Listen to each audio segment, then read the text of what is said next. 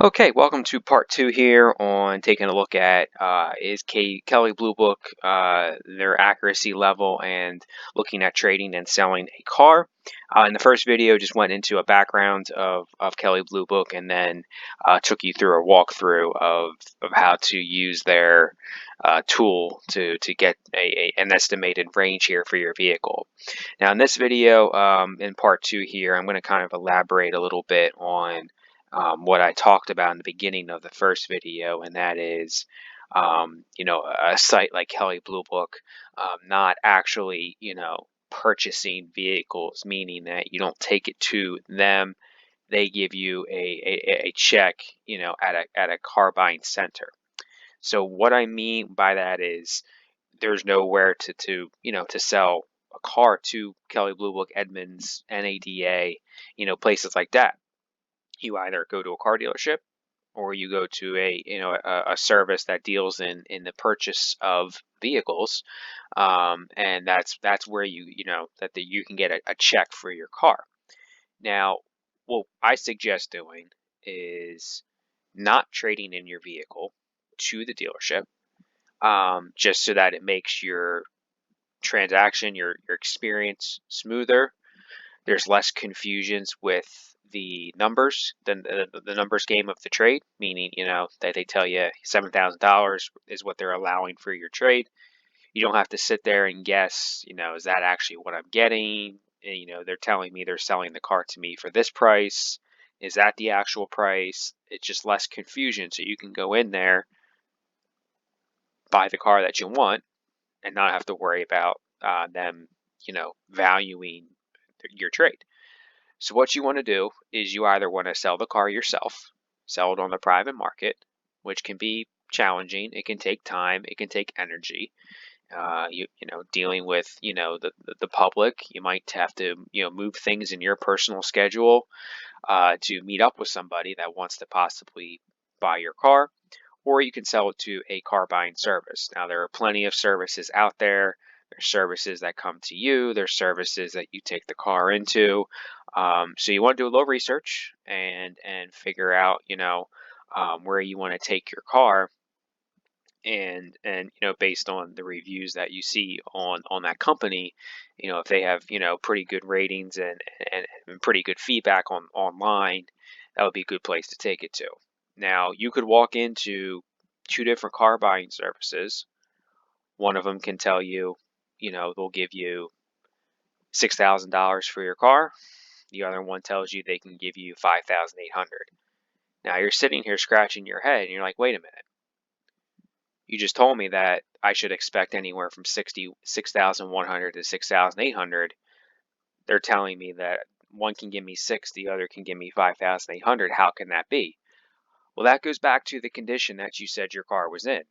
If your car needs tires, if it's out of inspection, if the check engine light is on, or if it needs some body work, or it needs a couple panels replaced, that is deemly going to affect the value of the car, considering that this is a 2012 with only 74,000 miles. So it's a 7-year-old car, still has a lot of life left in it.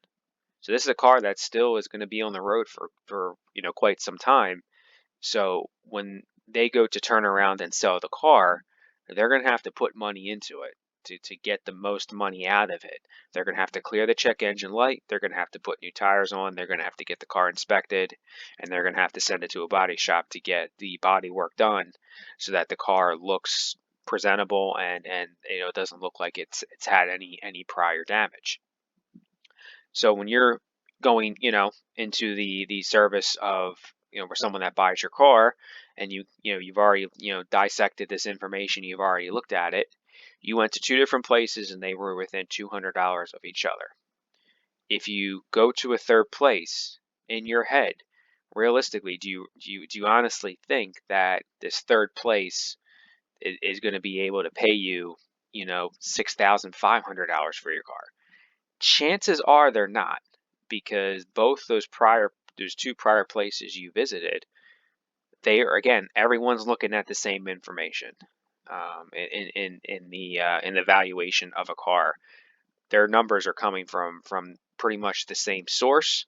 It's just a matter of how they want to dissect it and what they think they can turn around and sell the vehicle for. So going to a third place, you're not going to be getting the value that you're anticipating that you should get. So again, it goes back to when you're shopping for a car, stick to 2 dealerships, 3 at the most, because if one is not going to be able to sell a car thousands of dollars cheaper than the next guy down the street, they're all going to be relatively close. They're all going to be within a few $100s of each other. Same thing on the car buying side. Go to a car buying service, they're all going to be relatively close. They're going to be no more than $300, a couple $100 from one another.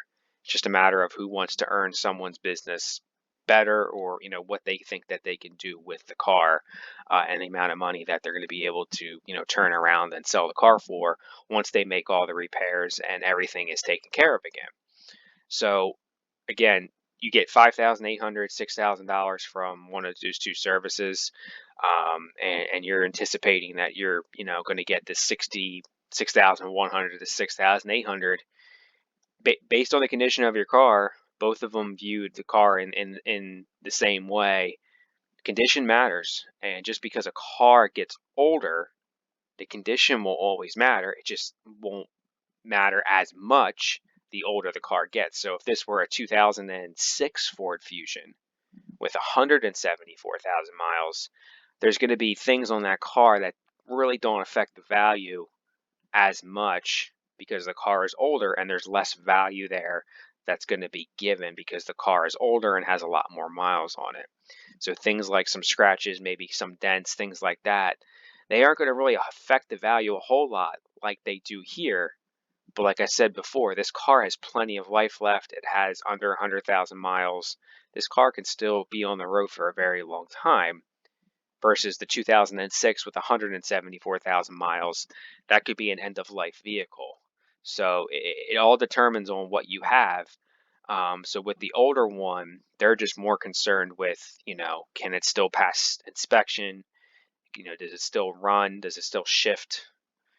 Is there any significant body damage, any rust, things like some dings, some scratches, some dents aren't going to matter on a vehicle of that age.